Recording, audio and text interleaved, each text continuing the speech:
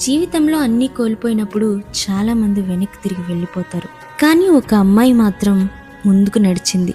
ఆమె పేరే రూతు. భర్తను కోల్పోయింది, భవిష్యత్తు తెలీదు. అయినా తన అత్తైన నయోమిని వదల్లేదు.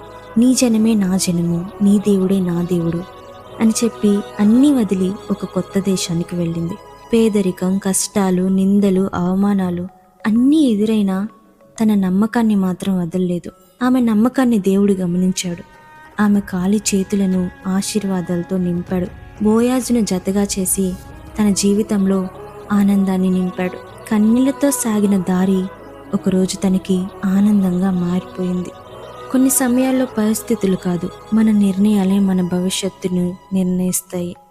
అలాగే ఆమెలో ఉన్న నిజమైన ప్రేమ ఆమె అత్తను వదిలిపెట్టలేదు. అలాగే దేవుని ప్రేమ ఆమెను వదిలిపెట్టలేదు. దేవునిపై నమ్మకం ఉంటే ఖాళీగా ఉన్న జీవితం కూడా ఆశీర్వాదాలతో నింపబడుతుందని ఆమె జీవితమే మనకి ఆదర్శంగా కనబడుతోంది. నీకు కూడా ఏదైనా కోల్పోయినట్లు అనిపిస్తుందా?